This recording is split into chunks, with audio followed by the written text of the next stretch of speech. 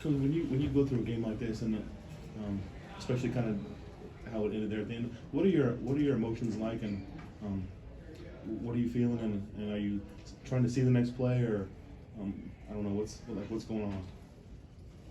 If I ask you to repeat that question, could you actually do it? I could. Like you had the turnover, and then you're up one. And then, Yeah. Well, we won the game. Happy we won. We probably needed to be humbled a little bit. We got humbled today and still won.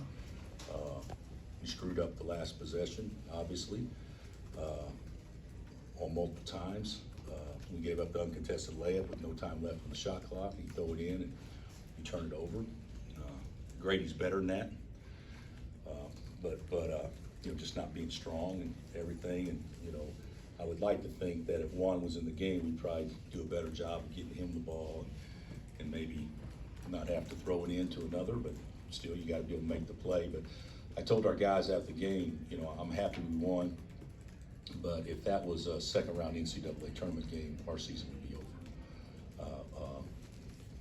That's going to be an 8-9 game, which will be somewhat comparable to West Virginia, and we'd be going home.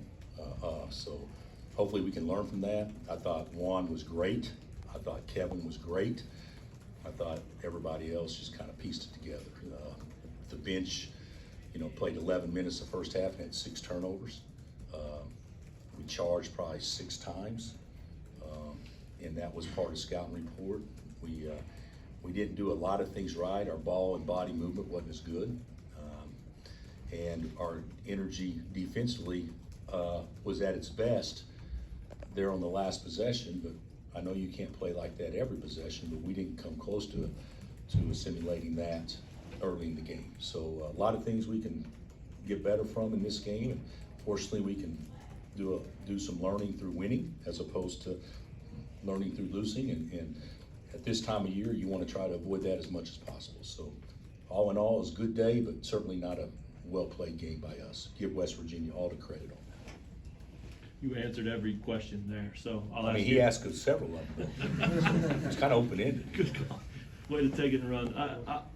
What do you know about DeJuan and KJ? And were those just cramps or what? No, Juan wasn't. Juan, they fell on his foot. So Okay. so he Juan's tough, and for him to say he can't go back in, that's obviously a big deal. So he said he could probably play if it was overtime, and I'm like, well, so that 3 minutes is going to make a huge difference. So if he could play in overtime, why couldn't you play now? But he said so that tells me he was hurt. So we'll probably give him a couple of days off and hope he's able to go on Tuesday. And Joe and Bobby both have that 72 or 96 hour, whatever it is, stomach flu going around. You become violently ill. And so we were lucky that they played today because that was not the game plan. We were thinking maybe not even either one of them play. So we were lucky, even though we didn't do a lot, but we stole a little bit of minutes, a few minutes for them.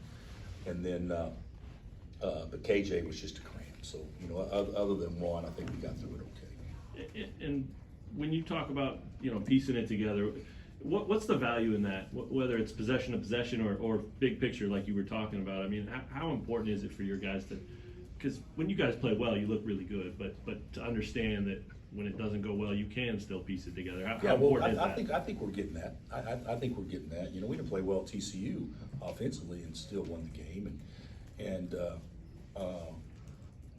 it was different though. We won the game and we were really good defensively. We didn't win the game and was really good defensively today. So, and obviously they were much quicker to the ball, rebounding. It looked like to me we were stuck in quicksand there for a period of time in the second half. And when we get a 7-point lead or whatever, we'd find a way to give it right back to them. So it's kind of strange. They took the lead, I think, one time in the second half, like 41-42 or something like that. And other than that, we had the lead the whole time. So at least we played with a little lead, but it was never comfortable. And when you're playing on the road and you're the underdog like that, and the basket gets tied a little bit if you're the home team, sometimes you actually play with a freer mind than what the home team does, and I think that happened today too. Coach, every starter in double digits, what does that say about how your first 5 is playing right now, or how your bench is playing? It's misleading. okay, just so you know, the bench didn't play today. So the starters should score more points. So it's misleading. We didn't play as well today. And the reason the bench didn't play, you know, West Virginia played small. So you had, you know, the first time we sub Ernest in, you know, Mitchell steps out and makes a three because that was what they were going to play to. So we couldn't play the bench. And then those other two have been sick. So we didn't really have any options but to play our starters. So, you know, we did enough good things, but we didn't do near as many as we need to do moving forward. Bill, Jalen said that he was really trying hard to stay in front of that guy who traveled on the last play of the game. What did you see on that play from Jalen's defense? Well, what I saw, and I'd have to go back and watch it because I can't, you know, see it in real time and actually study. But what I saw five guys really guarding. I saw Jalen doing a great job, but I also saw Jalen doing a great job in that possession, which makes me wonder why don't we do more great jobs in other possessions. That's what I saw. So I think sometimes in basketball or in sports, you know, it's like, you know, if you, I remember doing this with Doak, you know, okay, Doak, we got to run down and back twice, but you got to make it in 17 seconds, and if you don't, the whole team runs. Well, he runs in 16, and the players start laughing because he's like, going, why? And I said, you screwed up. You showed him how fast you are. Now he's going to expect you to run that hard all the time.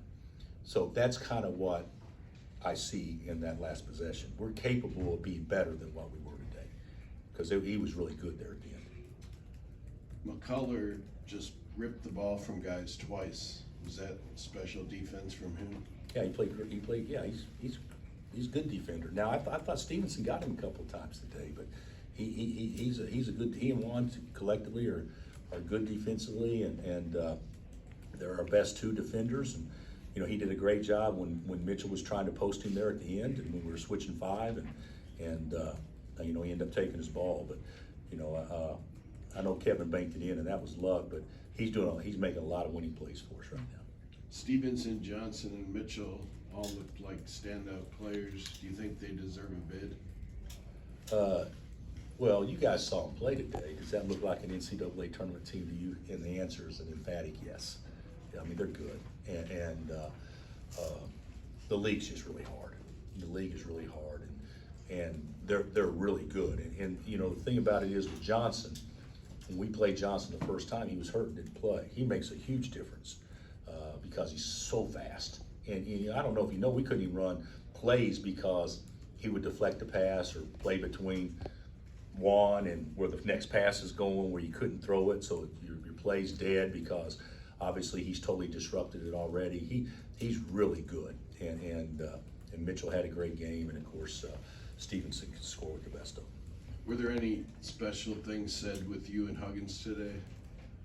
Before or after the game? Special would be a little bit of a reach, I think. You know, he asked me if I had any shine, and I said no. They only make that in West Virginia. But no, Hugs is great, and he had his team ready to play today. There's no doubt about that. But that's an NCAA tournament team.